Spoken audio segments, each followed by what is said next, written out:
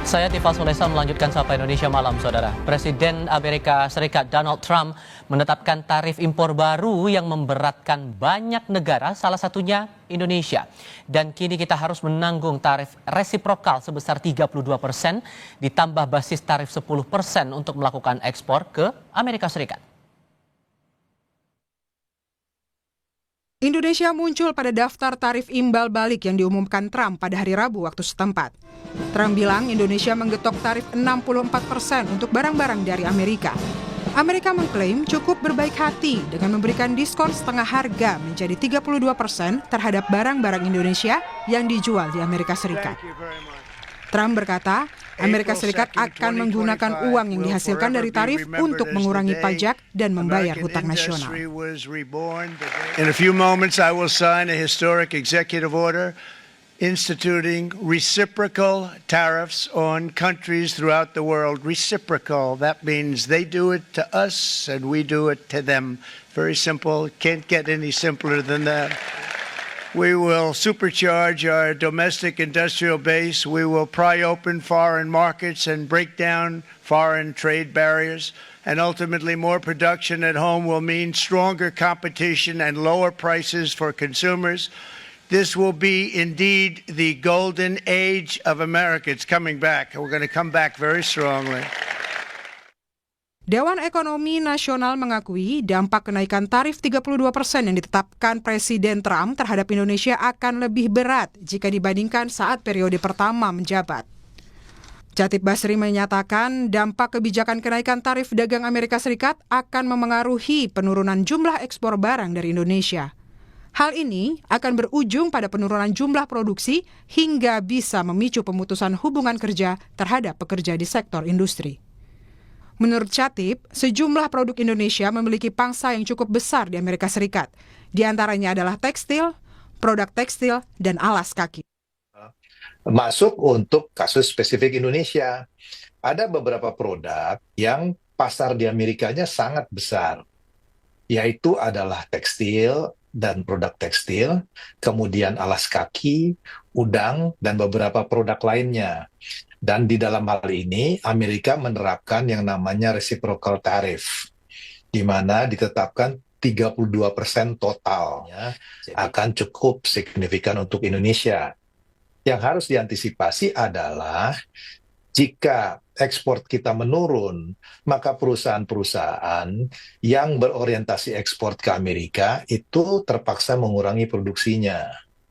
Kalau dia mengurangi produksinya, maka implikasinya adalah permintaan terhadap tenaga kerjanya akan menurun. Sehingga risiko dari PHK-nya itu akan meningkat. Menanggapi penetapan tarif impor baru Amerika Serikat yang akan dimulai pada 9 April mendatang, pemerintah melalui keterangan tertulisnya menyatakan telah menentukan 3 gebrakan. Adapun 3 gebrakan yang diambil pemerintah diantaranya adalah yang pertama, memperluas mitra dagang Indonesia.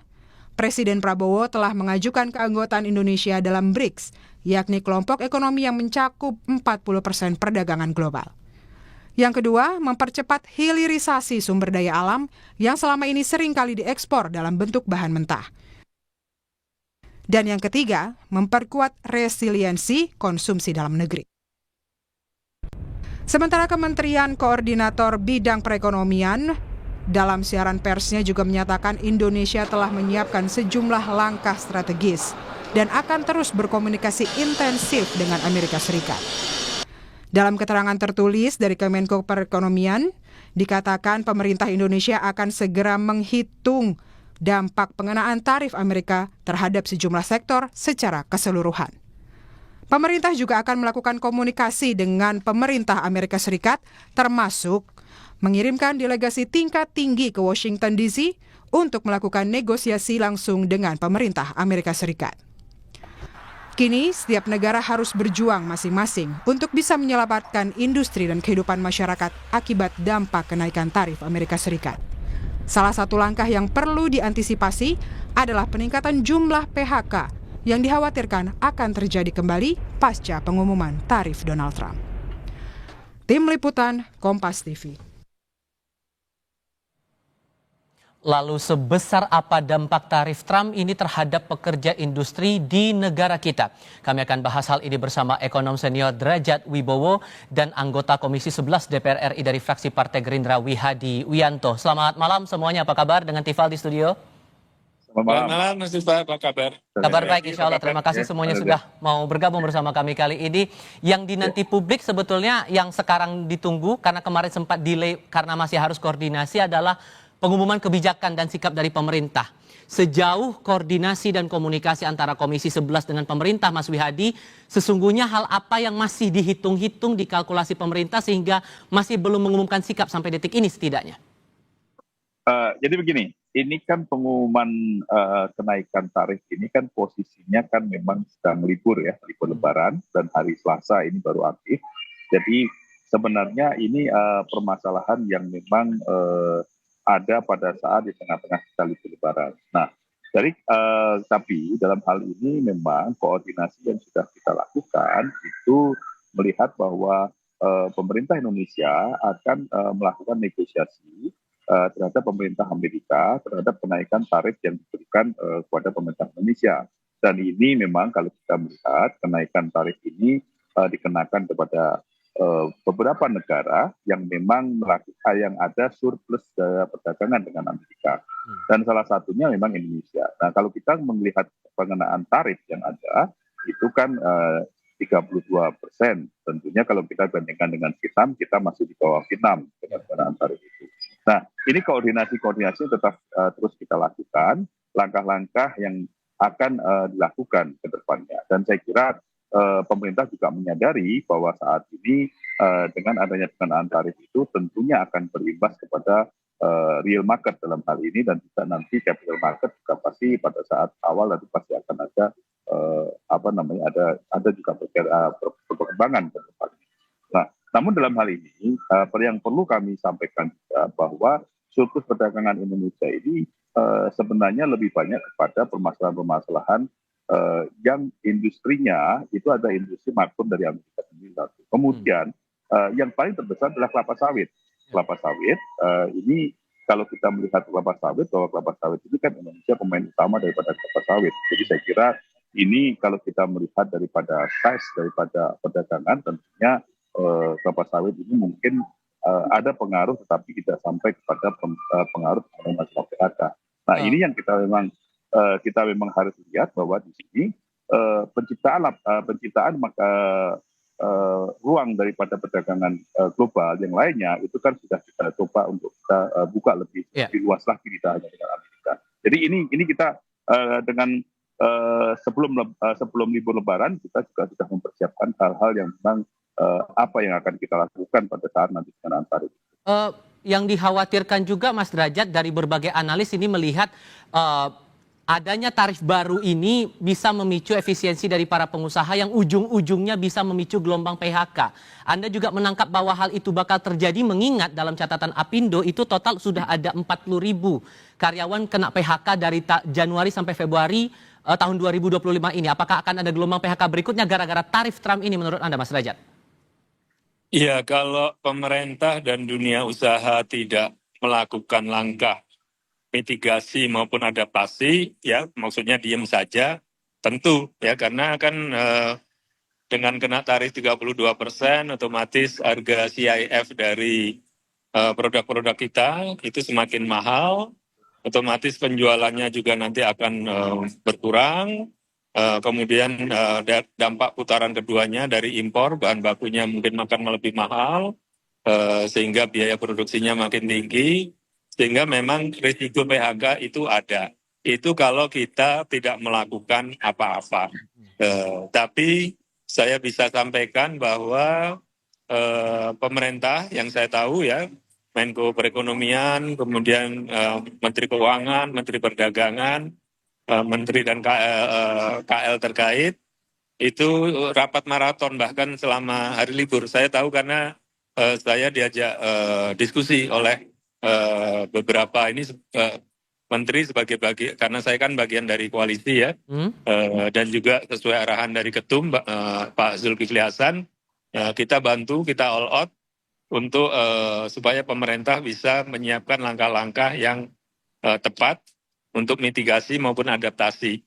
Oke. Ya, jadi kalau tidak dilakukan apa-apa tentu begitu. Nah, cuman Karena satu Anda hal ikut yang bergabung, sorry saya potong Pak Derajat, karena Anda ya, ikut bergabung dalam rapat itu, boleh tahu apa yang sebetulnya masih jadi hitung-hitungan kalkulasi pemerintah sehingga belum mengumumkan kebijakan sampai saat ini? Mengingat negara-negara lain sudah bersikap begitu atas tarif yang dipatok Trump. saya tidak ikut di dalam rapatnya, tapi saya ikut membantu menyiapkan berbagai berbagai pointersnya. Sebentar. Nah, jadi sekarang kita sedang menyisir per pelaku usaha, per sektor itu berapa terkenanya. Yang ekspor ke Amerika itu kan ada mesin dan peralatan mesin. Kemudian ada pakaian, aksesoris, lalu alas kaki ya, sepatu. Kemudian juga ada karet dan produk turunannya. Kemudian ada minyak sawit dan lemak nabati lainnya ya. Jadi semua sudah diidentifikasikan. Nah, nanti satu persatu itu akan dicek pengaruhnya seberapa. Nah, kemudian pemerintah akan mencari kira-kira langkah efisiensi biaya produksi apa yang bisa dilakukan. Baik. Jadi kalau kena tarif 32%, artinya kan harga bakal naik 32%. Kalau kita bisa melakukan efisiensi biaya, misalkan sampai, ya idealnya sampai 32% ya, tapi katakanlah sampai 15%, itu sangat menolong. Nah itu beberapa prosedur-prosedur yang perizinan itu mungkin bisa dipangkas sehingga mengurangi biaya produksi, kemudian juga kemudahan-kemudahan birokrasi akan diberikan supaya para pelaku usaha ini biaya produksinya semakin efisien tanpa harus mengurangi tenaga kerja. Jadi sedang dilakukan itu. Ditambah lagi dari kantor komunikasi kepresidenan Mas Wihadi itu sudah menyebutkan ada 3 gebrakan yang sudah disiapkan oleh Pak Prabowo menyikapi tarif yang sudah disampaikan oleh Presiden Trump ini. Pertama, memperluas mitra dagang, salah satu wujudnya lewat bergabung dengan BRICS. Kemudian percepatan hilirisasi SDA, salah satu wujudnya dengan kita membentuk Danantara. Dan yang ketiga, memperkuat resiliensi konsumsi dalam negeri, salah satunya lewat program makan bergizi gratis. Kalau dalam konteksnya mencegah muncul gelombang PHK gara-gara tarif Trump ini, mana yang menurut Anda bisa lebih cepat dieksekusi untuk bisa menekan potensi gelombang PHK itu? Ya, saya kira begini, program-program itu kan memang program-program yang masuk dalam program kuncinya Pak Prabowo, dan salah satunya memang ini adalah yang kita dorong ada hilirisasi. Makanya saya katakan tadi bahwa kalau kita bicara mengenai masalah sawit ini kan punya kontribusi yang besar. Nah, hilirisasi sawit ini kan memang sedang kita lakukan, dan ini adalah merupakan salah satu hal yang bisa memitigasi mengenai masalah hilirisasi dan mitigasi daripada pengenaan tarif yang tertentu.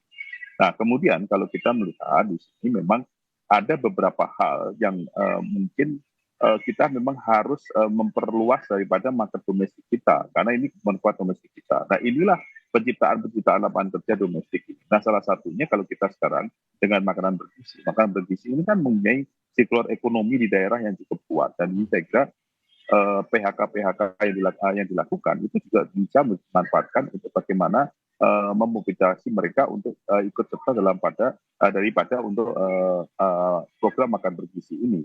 Jadi ini adalah salah satu hal yang sebenarnya mitigasi terhadap permasalahan tenaga kerja yang bisa juga dimanfaatkan untuk melakukan program makan bergizi. Karena siklus ekonomi daripada makan bergizi itu akan berdampak luas, karena bagaimana penyediaan bahan makanan, penyediaan daripada dapur, kemudian dan setelah di seluruh Indonesia ini saya kira membutuhkan tenaga kerja yang cukup banyak juga.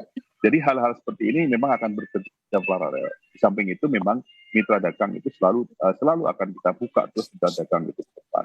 Nah, jadi intinya begini. Jadi permasalahan Trump ini adalah juga masalah yang menjadi introspeksi kita semua, memitigasi kita bersama bahwa market domestik itu harus kita perkuat, dan kita salah satu hal yang juga harus kita perkuat di sini adalah bagaimana pengawasan barang impor masuk, karena bagi ini adalah salah satu hal yang menjadi kunci. Jangan sampai negara-negara yang dikenakan tarif di luar negeri, di yang lain, misalnya di China, di Vietnam dan segala macam, karena barangnya mereka tidak bisa masuk ke Amerika secara langsung, mereka akan masuk ke Indonesia. Nah, ini justru akan memperparah daripada kondisi kita nantinya kalau itu juga diperkuat pengawasannya pengawasannya di bea cukai. Dan ini memang menjadi salah satu hal concern kita bersama, di mana kita memitigasi daripada kenaikan tarif daripada Termasuk salah satu saran yang disampaikan Mas Derajat dari Dewan Ekonomi Nasional adalah membuka ruang baru untuk ekspor produk-produk kita itu di luar Amerika Serikat, terutama produk yang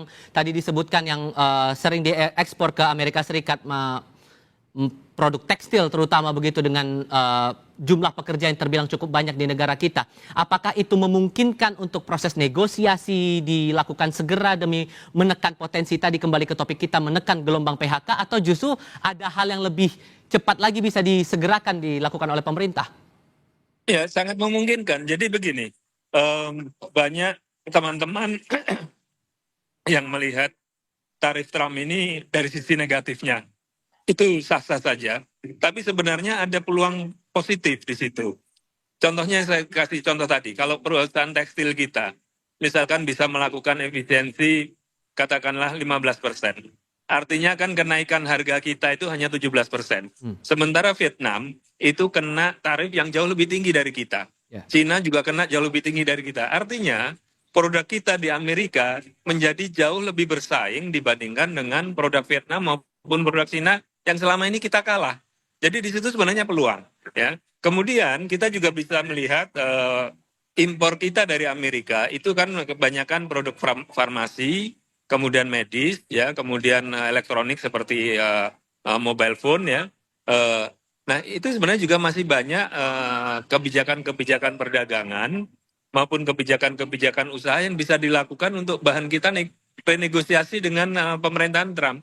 Jadi sudah benar yang disampaikan oleh Pak Menko maupun Pak Mendak bahwa kita harus bicara dengan USTR, kita harus bicara dengan Kementerian Perdagangan Amerika. Oke, Anda memang sekarang running defisit dengan kita sekitar 13 miliar dolar.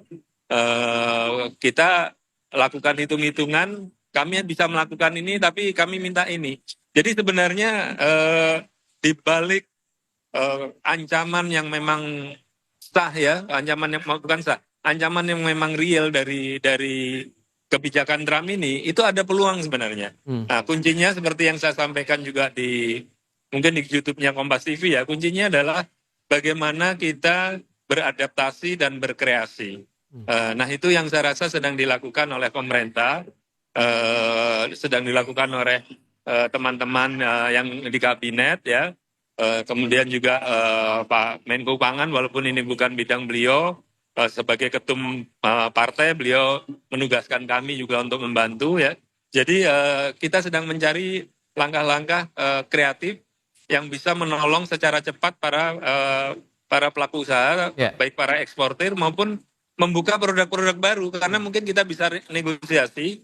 Ada produk yang selama ini kalah dengan Thailand, selama ini kalah dengan Vietnam, tapi dengan adanya tarif ini, justru sebenarnya kita bisa masuk ke sana.